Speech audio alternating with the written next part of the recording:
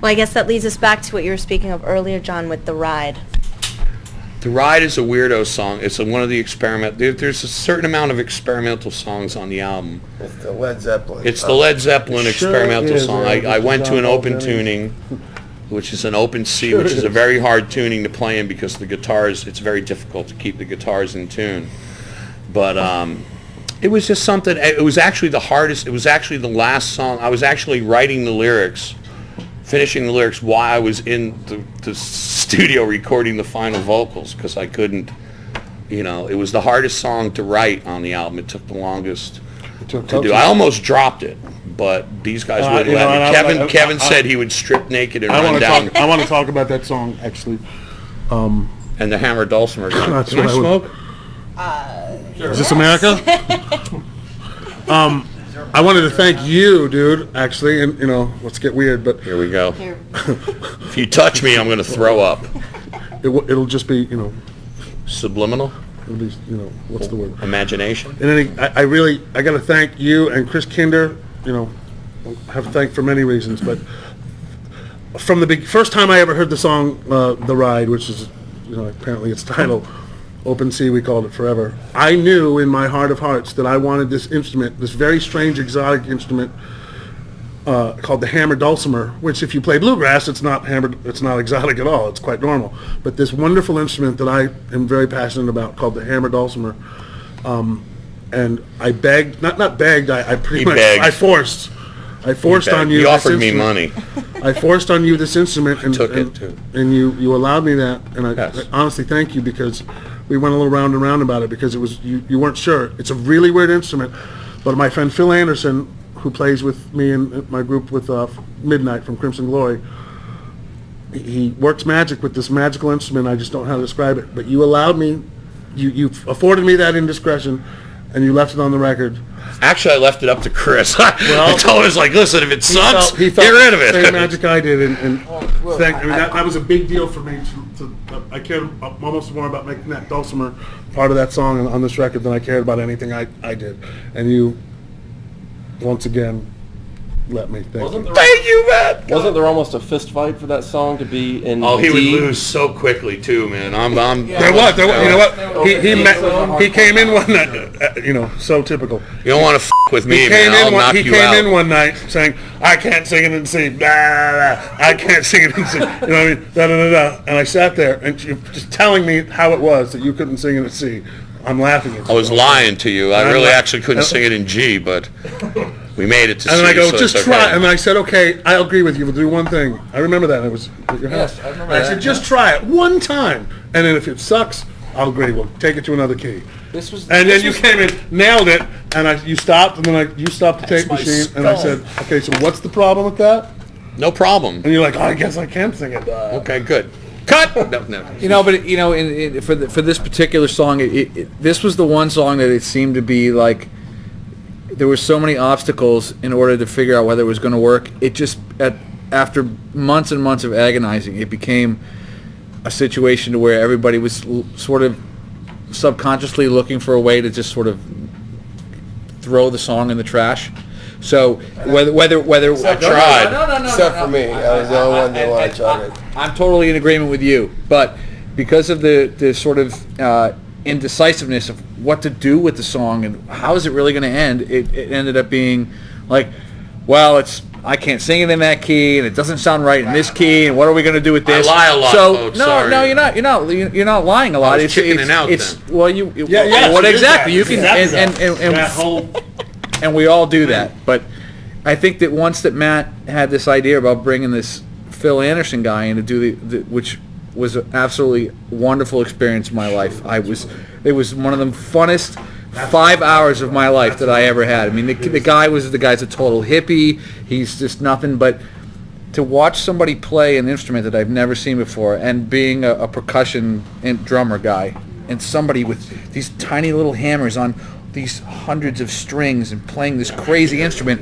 I just found myself forgetting to run the controls, and all I wanted to do was watch this guy. It's a special. I was like, holy! I couldn't believe it. And then when we heard what he was doing, where somebody would normally have put a little mandolin guitar on there and said, "Oh, well, we can just put a little mandolin." It's like, forget it.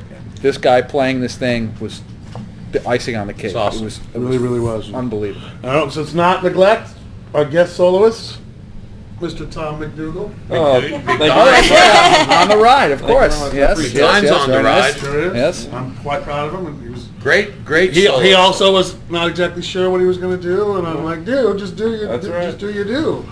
And he did his do. Do your do. He did his do, and I appreciated it for Come on, once. Shabby Rose Studios, man. Yeah, that's where it's that's at, right? Here's to that.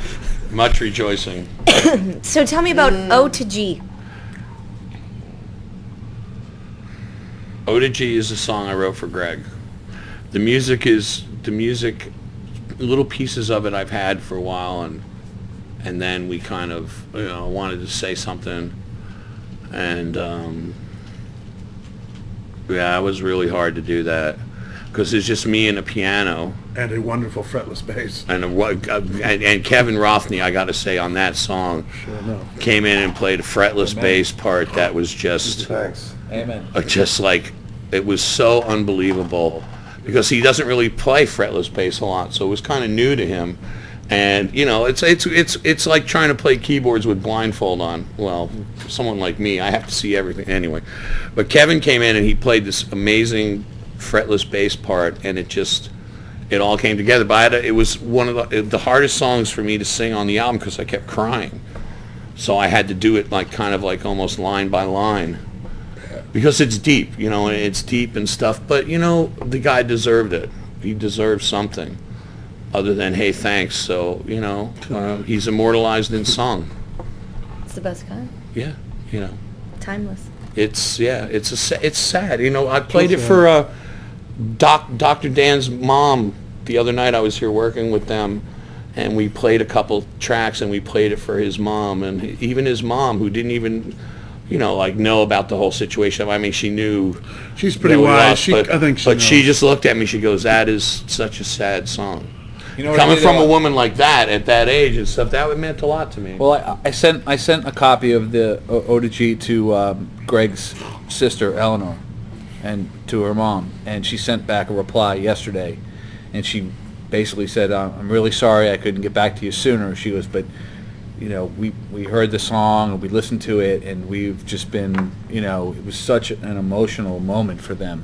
Yeah. And they were so proud that, they were like, we always knew that Greg was, that you were his number one band and everybody was, but we had no idea that you got, that there would ever be a memorial in it to live for Greg. It's such an amazing song. I mean, it's 2 minutes of genius, and the family is just, they're totally taken back by it. So. Well, that was the whole point behind it, was to give, I met his mom and sister when we did the benefit show for them, and I had a nervous breakdown that night. I held it together the whole night, and then we started playing, I think it was Believe, and I just, and I lost it. And then after the show, I went off, and I was sitting in the dressing room, and for some reason, I don't know, it was the weirdest feeling in my life, man. It was just, I never felt like that before. It was just like, I just lost it. I don't know how to describe it. I just put a towel over my head, and I just lost it. And then his mom and sister came in. Oh, yeah, I was the one about it. Yeah, his mom and sister came in, and I was just like, oh, man, I don't know if I can do this. And she was so sweet, and what freaked me out was she looked just like Greg, which was really, Exactly. it me up bad. Nephew, Screw the beeps. Just the nephew, whole niece, emotional, they yeah. all look like Greg. I mean, The bottom line is he was one of us. He was a very yes. instrumental part of what we did. And another reason why we're so proud of this record is that we lost that guideline that we had, and all of us had to sit there and go like, okay, well, we don't have that now, so what do we do? And certain people, especially, again, I'm going to throw bones to Chris, because Chris. poor Chris, I drug all my recording equipment down to his house and plopped it in there and said, okay, here we go. But he really did.